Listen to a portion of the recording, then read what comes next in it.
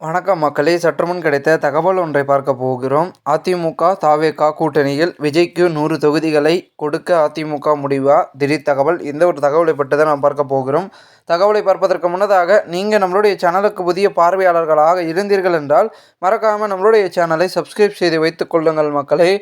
தற்பொழுது அதிமுக கூட்டணியில் இணைவதற்கு தாவேகா அதாவது விஜய் அவர்கள் 100 தொகுதிகளை கேட்டுள்ளதாக தகவல்கள் வெளியாகியுள்ளது.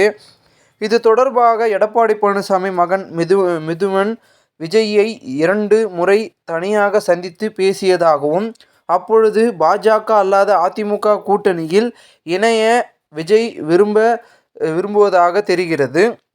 40 தொகுதிகளை வரை ஒதுக்க அதிமுக தரப்பில் உறுதி அளிக்கப்பட்டதாகவும், ஆனால் அதை விஜய் ஏற்கவில்லை என்றும் தாவேகா வட்டாரத்தில் பேசப்பட்டு வருகிறது. அரசியல் வட்டாரத்தில் இது பேசப்படுகிறது. ஏனென்றால் விஜயுடைய இலக்கு 100ஆக இருக்கிறது. அதில் பாதிக்கும் குறைவாக 40 கொடுத்தால் கண்டிப்பாக விஜய் அவர்கள் வரமாட்டார் என்பது அதிமுகவில் இருக்கக்கூடிய ஒரு பேச்சுக்கள். அதனால் 100 தொகுதிகளை கொடுத்து துணை முதல்வர் பதவி கொடுத்தால் கண்டிப்பாக விஜய் அவர்கள் கூட்டணிக்கு வருவதற்கான வாய்ப்புகள் என்பது மிக மிக அதிகமாக இருக்குது. ஆனால் அதிமுகவில் எடப்பாடி பழனிசாமி என்ன முடிவுகளை எடுக்கப் போகிறார்கள்? தாவேகா அதிமுக கூட்டணியை விரும்புவாரா? அப்படி தாவேகா வந்தால் பாஜகவை அதிமுகவிலிருந்து வெளியேற செய்ய வேண்டும். அதாவது அதிமுக கூட்டணியிலிருந்து பாஜகவை விரட்டி எடுத்தால் மட்டுமே தாவேகா உள்ளே வரும் அப்படின்ற ஒரு சூழல் இருக்கிறது. இதனை தற்பொழுது இருக்கக்கூடிய அதிமுகவின் புள்ளிகள் பார்த்திங்கன்னா தெரிந்திருக்கிறார்கள் இந்த தகவலை. தாவேகாவுக்கு எப்படி 100 தொகுதிகளை கொடுக்குறது?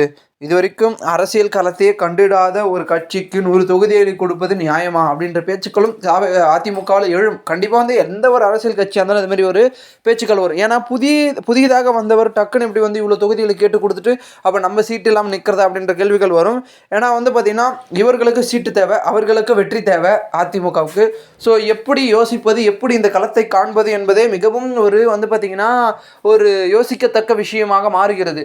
அதில் குறிப்பிட்ட இடங்களில் பார்த்திங்கன்னா பெரும்பான்மை என்பது இழக்கக்கூடாது என்பதில் தீவிரமாக இருப்பார்கள் நம்மளுடைய அனைத்து இந்திய அண்ணா திராவிட முன்னேற்ற கழகம். ஸோ அதனால் என்ன நடக்க போகுது? தாவேகாவுடன் கூட்டணி அமைப்பார்களா, இல்லை வேண்டாம் நாங்கள் பார்த்திங்கன்னா இப்பொழுது இருக்கக்கூடிய அதிமுக பாஜக கூட்டணியிலே பயணிக்கிறோம் என்பார்களா என்பது தெரியவில்லை. ஆனால் 100 தொகுதி என்பது தாவேகா கேட்டிருக்கக்கூடிய ஒரு அதிரடியான ஒரு அறிவிப்பாகவும் பார்க்கப்படுகிறது.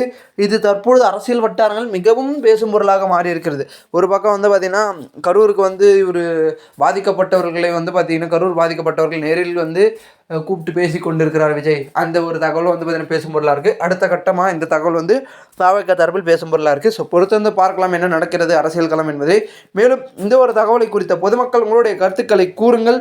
இது போன்ற நீங்கள் அரசியல் சார்ந்த நிகழ்வுகளாம் தினசரி தெரிந்து கொள்ள நம்மளுடைய சேனலை சப்ஸ்கிரைப் செய்து வைத்துக் கொள்ளுங்கள். நன்றி, வணக்கம்.